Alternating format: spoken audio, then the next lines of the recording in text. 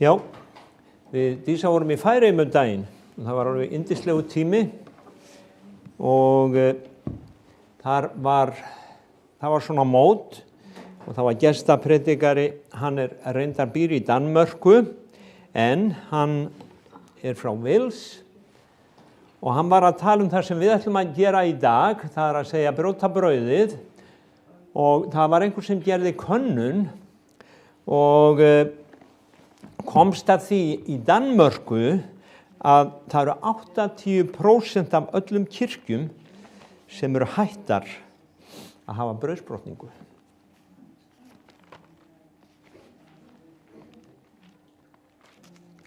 Og við getum spurt okkur af hverju.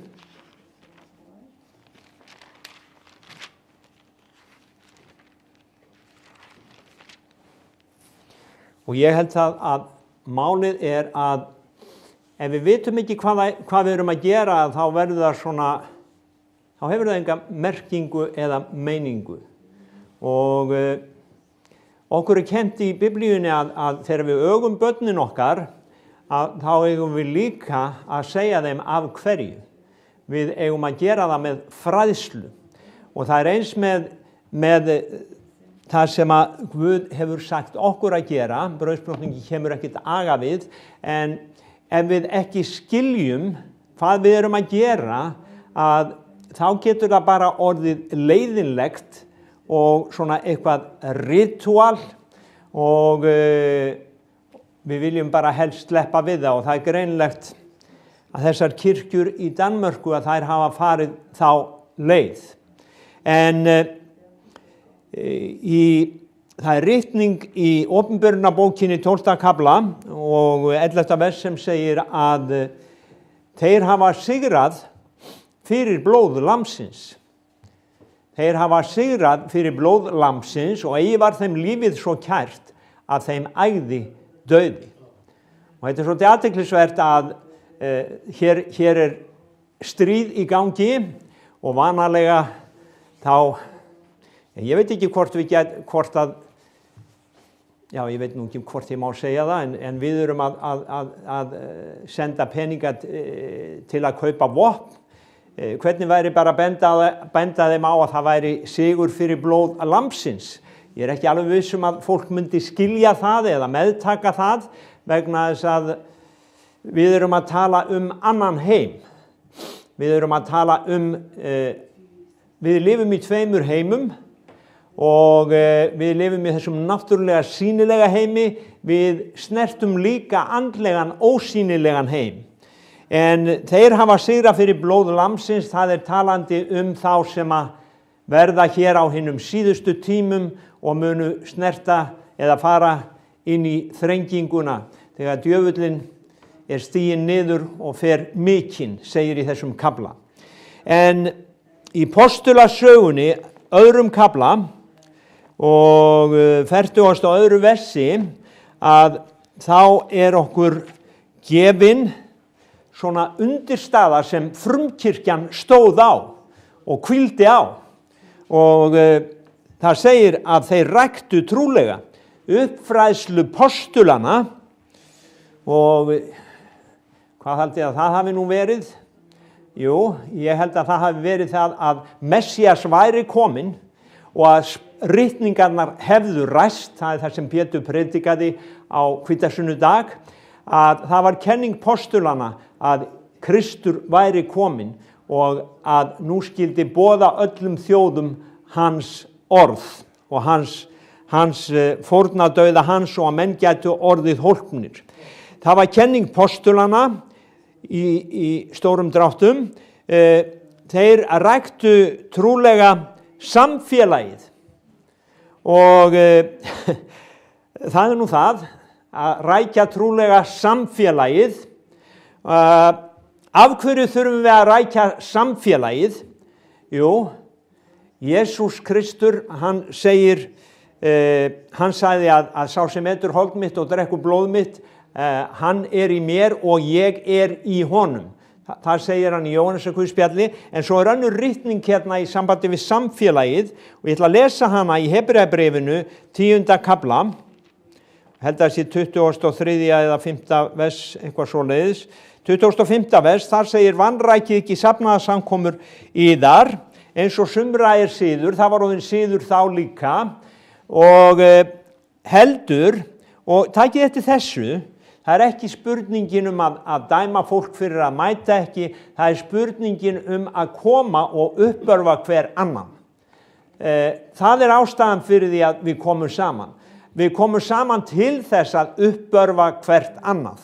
Við komum saman til þess að biðja fyrir hvert öðru, til þess að við munum og minnum hvert annað á að við erum líkami. Uppörfu hver annan og það því fremur sem þið sjáu að dagurinn færist nær. Síðan var það brotning brauðsins sem við ætlum að gera hér í dag og margir skilja ekki. Og svo það bænirnar og það þýðir ekki bara að koma og segja Faðir vor þú sem ert á himnum helgist þitt nafn og búið og brauð og sultu líka. Heldur þýðir það að það var bæna samfélag í kirkjunni og þegar að ég upplifði það að skýrast í heilugum anda að þá kom ég inn í annan heim og ég lærði það að í skal ég þér segja að það eru svo margar tegundir af bæn, það ekki bara ein bæn, sumir segja það ef ég þarf að ef ég að biðja þá það að því að mig vantar eitthvað. Nei, það ekki að því vantar eitthvað.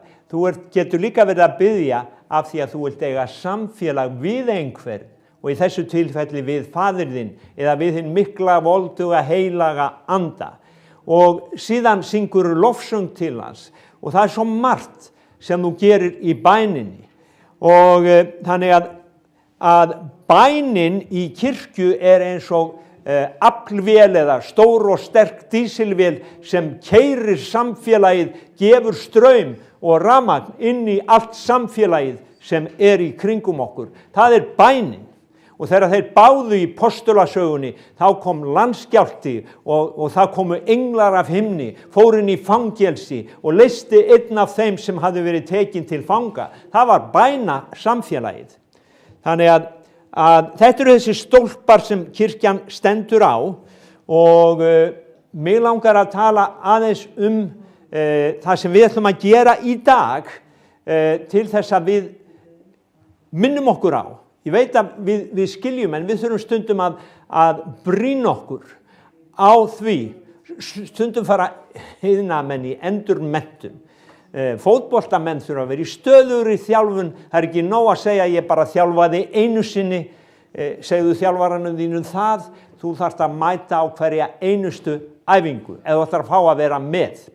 Og það líka líkt við kirkjun og andlega heiminn. Ef þú ætlar að vera með í því sem Guð að gera, að þá mæturu. Þá ertu með í því sem að andi Guðs að knýja sína kirkju til þess að gera.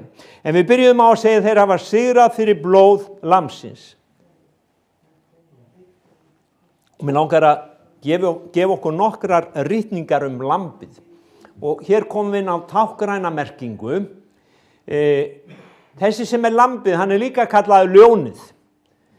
Og það segir í Jóhannes 1:29, það Jóhannes skýrari, hann segir sjá lamb Guðs sem ber synd heimsins. Í annarri Mósebók, 12. kafla og 5. vers, þar eru Ísraelsmenn á leið út úr Egyptalandi og það sem þeir áttu að gera var að matreiða lamb. 12. kafli, 5. vers. Lambið skal vera lítalaust, veturgamalt hrútlamb. Þið getið valið það annarkvort úr sauðfé eða geitfé. Og lambið, ef þið lesið í Mósebókunum með fórnirnar, þá alltaf tekið fram að lambið átt að vera gallalaust. Guð og í Malaki, að þá Guð, hann svona frekar reiður við Ísraelsmenn, þeir að færa honum lömb sem að voru gölluð. Og hann segir, færðu landstjóranum það, blinda skepnu, vittu hvort að hann vill að segja Guð við þá. En sko það var, ég get alveg skilið þá, ok, það átti að drepa þetta lamb, var ekki allt í lagi að taka bara eitthvað sem var svona smá gallað og nei, það var ekki í lagi af því að þetta var fórn. Guð vildi að þú gæfir eitthvað sem kostaði þig og þá mátti það ekki vera gallað. En það samt ákveðin leyndardómur í þessu gallalust sem við komum að og í opinberuna bókinni 5 og 6 þá aftur talað lamb. Þá sá ég lamb sem virtist hafa verið slátrað, standa fyrir miðju hásætinu, milli verana 4 á öldungana. Það hafði 7 horn, 7 augu og eru það 7 andar Guðs sem eru sendir út alla jörðina. Hér talað lambið. 1. Pétursbréf 1:19, aftur talað lambið og nú það heldur með dýrmætu blóði Krists og takið eftir hins lítalausa, óflekkaða, ógallað, lítalaus, óflekkaður. Og það lamb. 1. Korinthubréf 5:7, aftur lamb. Hreinsið burt, gamla súrdegið til að þið séu nýtt deig, enda eru þið ósýr brauð, því að páskalambi okkar slátrað sem Kristur. Páskalambi okkar slátrað sem Kristur.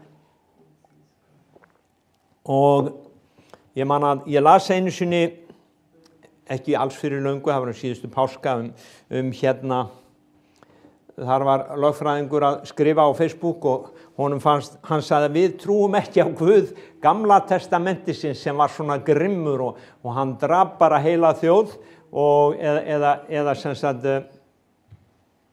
hann drap frumburðina í Egyptalandi. Það ekki okkar Guð. En illa gleymdi hann því að páskalambið Jesús Kristur í raun og veru, hann á upphaf sitt í þessari páskaháttíð.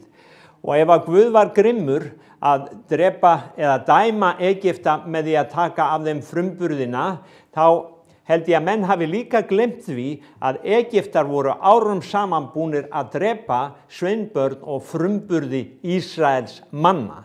Þannig að dómurinn má segja, mannlega talað óréttlátt, eða frá Guðs sjónarhorni var þetta dómur fyrir Egypta. Að þeir voru dæmdir með því sama sem þeir höfðu gjört annarri þjóð. En páskar framhjá ganga, þegar að þeir hérna fóru út úr Egyptalandi, þá áttu þeir að slátra páskalambi. Og við lesum þetta held ég í annarri Mósebók 12. kafla, að þeir áttu að taka lamb og það áttu að vera gallalaus og það sem þeir áttu að gera var að taka blóðið úr lambinu og þeir áttu að fá sér, hvort það var ísóp eða eitthvað svona sem líktist pensli og mála dyrastafina með blóði á húsum sínum. Og þegar að engill dauðans fór framhjá og hann sá blóðið, að þetta 12. kafli, 13. vers, við skulum lesa 13. og 14.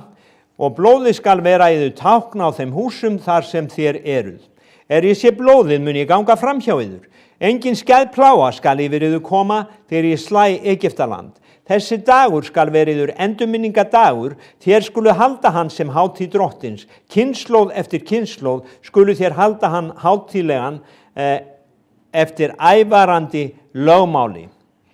Og við skulum lesa 7. versið í sama kafla. Ég í annarri Mósebók 12. kafla.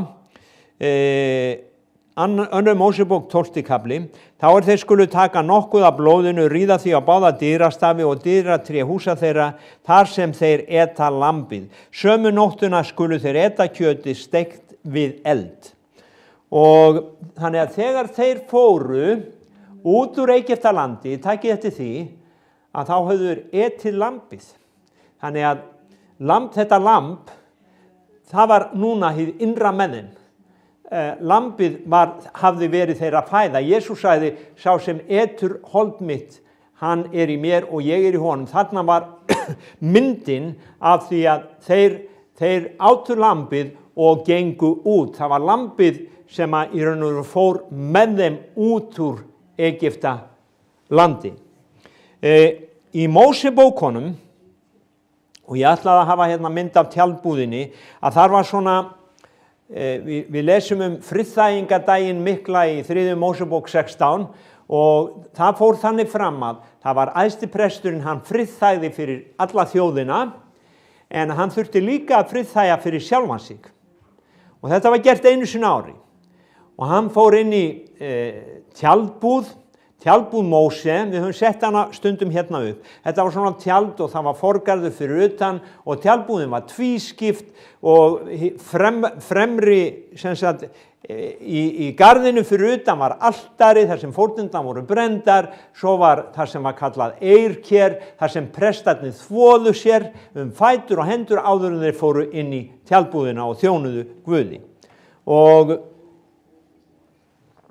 þannig að þetta var í gamla sáttmálanum að það var presta þjónusta og síðan gekk presturinn inn í tjaldbúðina og hann fór með blóðið úr skepnunni og friðþægði bæði fyrir sjálfan sig og fyrir syndir þjóðarinnar. Þannig að þetta svona tákmynd upp á það sem síðar gerðist. Og ef við lesum Hebreabréfið 9. kafla, Hebreabréfið 9. kafla og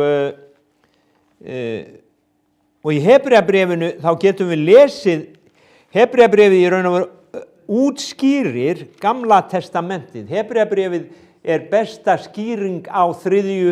og 2. Mósebók sem þið geti fengið tjaldbúðin og allt þetta, 9., 8., 9. og 10. kaflin. En við skulum lesa vers 11 í 9. kafla. En Kristur kominn sem æðsti prestur hinna komandi gæða. Hann gekk inn í gegnum hinna stærri og fullkomnari tjaldbúð sem ekki með höndum gjörð, það að segja ekki af þessari sköpun. Ekki fór hann með blóð hafra, kálfa, heldur með eigið blóð inn í hið heilaga í eitt skipti fyrir öll og aflaði eilífrar lausnar. Svo segir hérna, ef blóð hafra, nauta og askan af kvígu stráð á menn, þetta var ritual hjá þeim að þeir slátruðu beljum, átt að vera rauðar og það eitthvað sem í gangi núna, hann Snorri getur sagt ykkur það seinna, allt það, en þetta var ein tegund af fórnunum að ef blóð hafra, nauta, askana, kvígu, stráða menn óhreinir hafa gjörst helga til ytri hreinleika, hversu miklu fremur mun þá blóð Krists hreinsa samvisku voru frá dauðum verkum. Okay? Þessar fórnir gátu ekki hreinsa samvisku okkar. Þær gátu hulið syndir okkar en ekki hreinsað samvisku okkar. Og ég heyrði predikara segja frá því, hann kom með mjög frábæra mynd af þessu, hann sagði, hann tók það dæmi að ég var að keyra á bílnum mínum og ég var tekinn fyrir ofhraðan akstur og lögreglumaðurinn hann sagði, jú, þú pastor þetta og da. Og hérna ég ætla að skrifa sekt, gefa þið sektarmiða. Og hann skrifar sektarmiðan en svo missir hann miðan í jörðina og miðin hann var eiginlega allur svona, drullugur. En þú þarft að mæta svo hjá dómara seinna í dag. Og dómarinn þekkir hann, þú pastor þetta, komin hérna. Og hvað í gangi? Og hann réttur honum miðan og dómarinn horfir á miðan og svo lítur hann upp og segir, heyrðu, ég verð bara að sleppa þér í dag vegna þess að ég sé ekkert hvað stendur á þessum miða. Þannig að hann sagði þetta var eins og tákmynd upp á það að blóð nauta og hafra, það huldi syndirnar, en hann sagði, ég fór heim og ég var ennþá með svona slæma samvisku yfir því að ég hafði keyrt of hratt, ég hafði brotið lögin, en það var ekki hægt að dæma mig fyrir það, af því að það var ekki hægt að lesa sektina, það var hulið. Og svo tók hann annað dæmi og sagði, ég lenti í þessu aftur, en þá kom Jimmy frændi og hann borgaði fyrir mig sektina. Og sem sagt, þá leið mér vel á eftir af því að það var búið að greiða sektina. Ég hafði gert upp, samviska mín var hrein. Þannig að mér fannst það svo góð líking á því að muninum á blóði nauta og hafra, gamli sáttmáli, eða blóð Jesú Krist sem hreinsar samvisku okkar. Og málið að þeir áttu að eins og við lásum, Ísraelsmenn, og þeir gera þetta ennþá, að þeir áttu að minnast, þeir halda páska til þess að minnast þess hvers, að þeir voru leystir út af Egyptalandi. Við höldum páska af því að við minnumst þess að Jesús dó fyrir okkar syndir, tók á sig sekt okkar. Þess vegna höldum við páska. Og við komum ekki til dóms, það verður gengið fram hjá okkur af því að nú blóðið á okkar hjartadyrum. Og við höfum hreina samvisku af því að við höfum fengið að snerta, eins og Jesús sagði, sá sem etur mig, við höfum fengið að eta af lambinu. Og það það sem við ætlum að gera í dag. Við ætlum að eta af lambinu, páska lambinu. Því hefur verið slátrað fyrir okkur. Og lambið, það þurfti að vera gallalaust. Og það eitt hér sem við gleymum alltaf, að þegar að presturinn tók á móti fórninni, segjum að þú hafi verið að koma með syndafórnina, að þá horfði presturinn ekki á þig. Hann var ekki að horfa á hvað þú væri með flott bindi eða hvað þú væri í flottum jakkafötum eða flottri drakt. Hann vildi bara sjá fórnina. Hann rannsakaði skepnuna til að sjá hvort að hún væri í lagi, hvort hún væri lítalaus, hvort hún væri ógölluð. Og þetta hlutur sem að við hinni kristnu gleymum oft, að í dag þá lítur Guð bara á Jesú. Hann lítur bara á Jesú, við erum í Jesú. Hann ekki að horfa á okkur, ef við erum í Jesú þá það hann sem er skoðaður en ekki við. Og það segir hérna að þegar þeir fóru út úr Egyptalandi í 2. Mósebók 14:14, og þetta mynd upp á þessa brauðsbrotningu, og þetta það sem hann predikaði, vinur minn í Færeyjum út frá, hann sagði að við þurfum að skilja að þegar við tökum minnumst hans og að við etum af honum, að 2. Mósebók 14:14, að þá mun hann berjast fyrir okkur.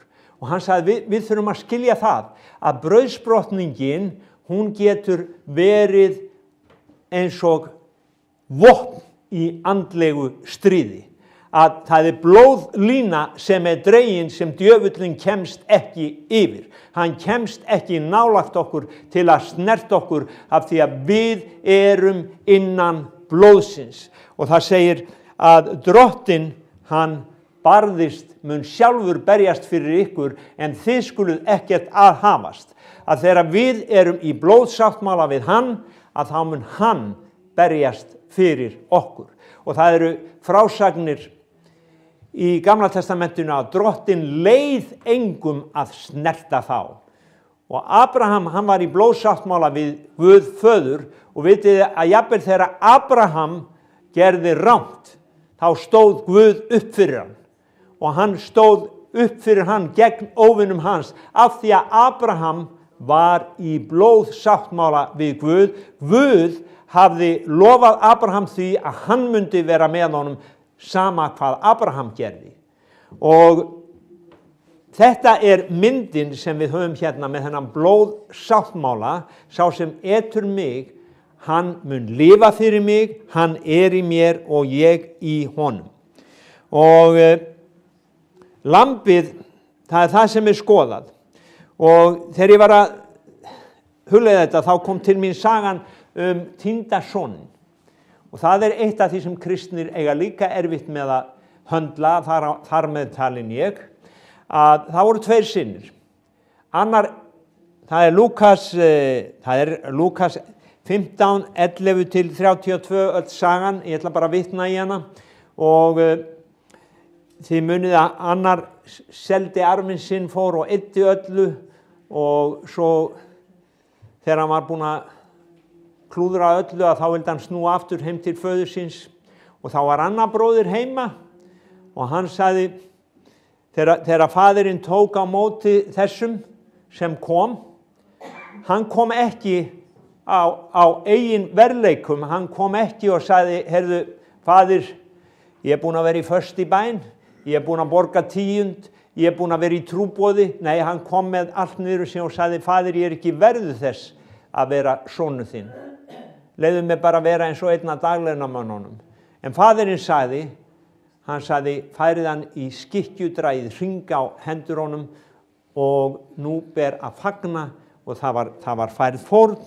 Þannig að þessi, hann kom fram fyrir föðurinn ekki á eigin verðleikum, heldur vegna fórnarinnar sem hafði verið færð fyrir hann, sem faðirinn hafði fært.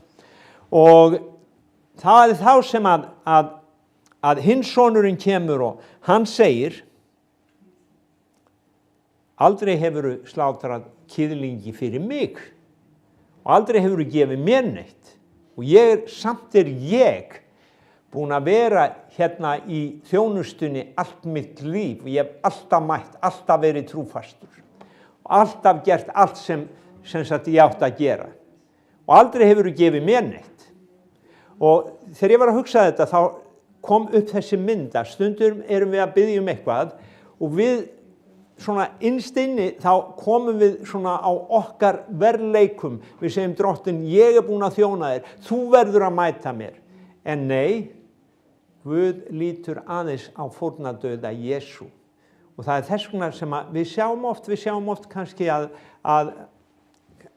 þeir sem kannski eiga það ekki skilið, að þeir læknast á undan þeim sem eiga það skilið. Að það svona, við grípum ekki alveg að það fyrir Jesú blóð, það fyrir benjar hans, það ekki fyrir neitt sem við getum gert, að við fáum gjafir Guðs, að það allt af náð. Og við vorum að biðja hérna og þakka Guði fyrir náðina á þriðjudaginn, og þá kom þessi söngur til mín, aðeins fyrir náð getum við komið inn. Og Drottinn, ef að þú myndir líta á misgjörður okkar, þá erum við bara öll jöfn, það fær enginn staðist. Og það þess vegna svo mikilvægt að við skiljum að týndi sonurinn, sagan týnda soninn og eldri soninn, hann fékk ekki fyrirgefningu vegna sinna verðleika, og eldri sonurinn fékk ekki vegna sinna verðleika það sem týndi sonurinn fékk fyrir náð. Já, ég skrifaði þetta. Eldri sonurinn, hann fékk ekki fyrir sinn eigin verðleika það sem týndi sonurinn fékk fyrir náð. Og við sem eldri synirnir, við þurfum að læra að við komum áfram fyrir náð. Við komum áfram fram fyrir Guð fyrir náð, og hann kemur enn sem sagt með sínar gjafir fyrir náð. Og í Korinthubréfinu að þá talað þegar við framkvæmum þessa athöfn, þá erum við að boða dauða Drottins. Og ég ætla að fara hérna í Hebreabréfið, og það eru 2-3 ritningar sem langar að sýna okkur þar. Hebreabréfið, svona verið í 10. kaflanum, en við skulum bara hafa þessa hugsun að þegar að við göngum að borðið Drottins, þá boðum við dauða Drottins, og ég hef oft hugsað þetta, og hvað þýðir það? Boða dauða Drottins.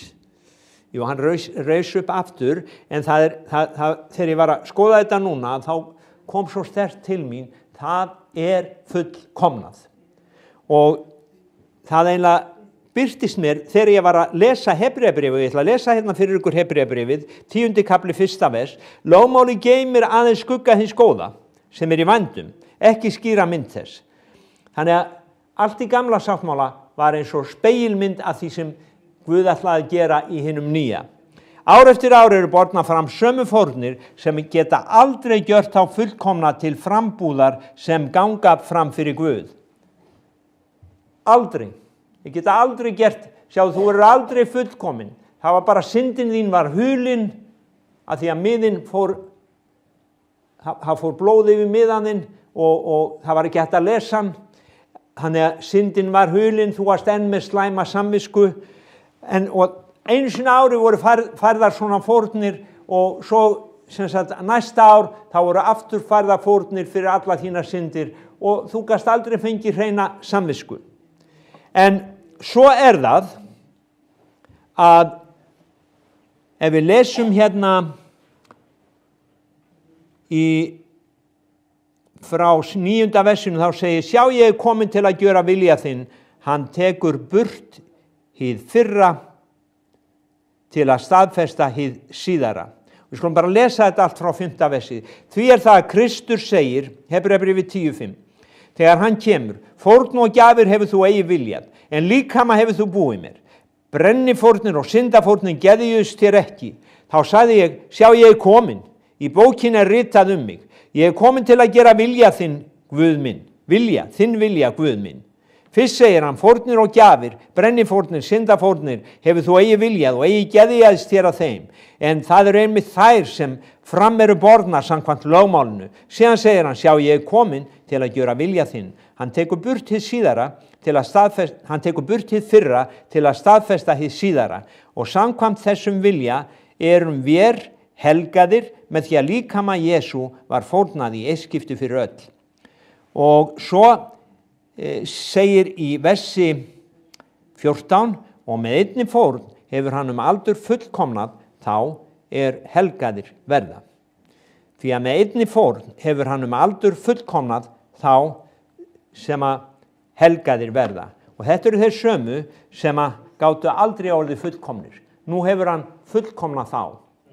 Og ég var á jarðarför hérna daginn og þá var presturinn að segja og hérna að það stendur á altaristöflunni verið fullkomnir eins og í þar heilagi faðir fullkomin. Og hún sagði að sá sem hér stendur að hefur stundum átt í erfiðleikum með þetta vers.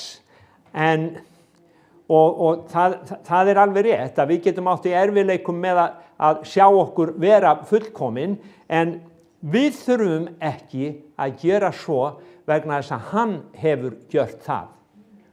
Og hérna, með einni fórn hefur hann aldur fullkomnað, þá helgaðir verða. Hverjir verða helgaðir? Það eru þeir sem að taka við lambinu. Þeir sem taka á móti þessum fagnaðarboðskap, hann fullkomnar þá. Og þessi athöfn, hún snýst það að við erum fullkomin í honum.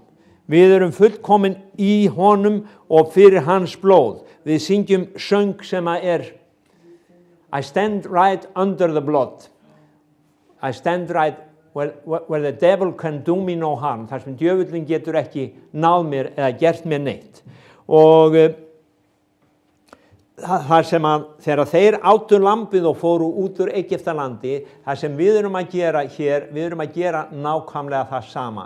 Við erum að taka lambinu, veita lambinu móttöku, við erum að gera það sem Jesús sagði, eta hold hans, drekka blóð hans til að vera í honum. Við getum ekki verið nær honum heldur en það. Og hann sagði okkur að gera þetta, og hann sagði alltaf þegar ég geri þetta, þá boðiði dauða drottins. Og þegar við boðum dauða drottins, hvað erum við að gera þá? Við erum að segja að það fullkomnað. Enskan segir it is finished. Það fullkomnað, verkið fullkomnað, hann hefur fullkomnað alla þá sem að í honum eru. Hann telur sér ekki vanvirðu, segir Hebreabréfið, að kalla þá bræður. Við erum ekki lengur bara þjónar eða þrælar, við erum bræður hans. Hann er drottinn okkar og hann kallar okkur líka vini og hann hefur fullkomnað okkur. Þess vegna er ekki erfitt að vera fullkomin ef að hann gerir okkur fullkomin. Við erum í honum. Við komum fram fyrir Guð í lambinu, ekki með honum, heldur í honum. Í honum. Þeir átu af lambinu og lambið leiddi þá út úr Egyptalandi, út úr syndinni og það er það sem gerist enn þann dag í dag. Og þess vegna megum við, segir hérna í 19. versinu í 10. kaflanum, bræður fyrir Jesú blóð með djörfum ganga inn í hið heilaga. Þannig að ok, það var einhver hérna, hugsaði þér að þú væri með eitthvað bara ljósa sjó í kringum þig og þú gengur í þessu ljósi og allir horfa á þig.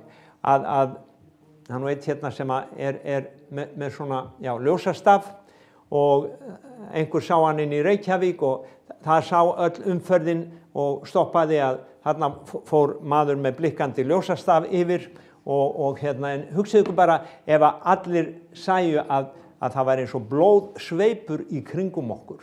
En það er þannig sem óvinurinn, Satan og illu andarnir sjá okkur, að þarna fer einhver sem er keyptur með blóði lambsins. Við getum ekki snert hann. Ekki nema hann ná að blekkja þig og segja þér að þú sért ekki það sem þú ert. Og hann er meistari í því. Og það er þess vegna sem við þurfum áfram að gera það sem Jesús sagði okkur, að minna okkur stöðulega á að við erum fullkomin af því að hann gerði okkur fullkomin. Við erum helguð af því að hann helgaði okkur. Við erum hans af því að hann keypti okkur með blóði sínu. Og þegar Guð lítur niður, þá lítur hann á fórnina. Hann lítur á lambið sem að hylur okkur, blóð lambsins sem hylur okkur. Þess vegna höfum við brauðsbrotningu á þessum degi. Við erum að minna okkur á, þakka Guði fyrir það að við erum sáttmála börnin hans og hann hefur gert okkur fullkomin. Það sem að gamli sáttmálinn gat aldrei gert, það hefur Jesús gert og hann sagði það er fullkomnað. Amen. Og hafið aldrei sem ert að horfa, skilið þetta, séð þetta og að þá er þetta dagurinn fyrir þig líka heima. Þú getur fengið þér djús og brauð eða vín og brauð og tekið brauðsbrotninguna með okkur, en við ætlum samt að ljúka þessari útsendingu. En ég vil bara segja það að hafirðu tekið á móti Jesú Kristi, þá ertu fullkomin ný sköpun í honum, hið gamla varð að engu. Og málið er einfalt, við tökum á móti Jesú Kristi með því að játast honum, við segjum drottinn Jesús, ég vil gefast þér, þú tekur við mér eins og ég er, eins og þú tókst á móti týnda syninum, og drottinn, nú kem ég til þín og ég vil vera þinn. Amen. Drottinn bless ykkur og við skulum núna ganga að borði drottins leið og við slítum þessari útsendingu í dag.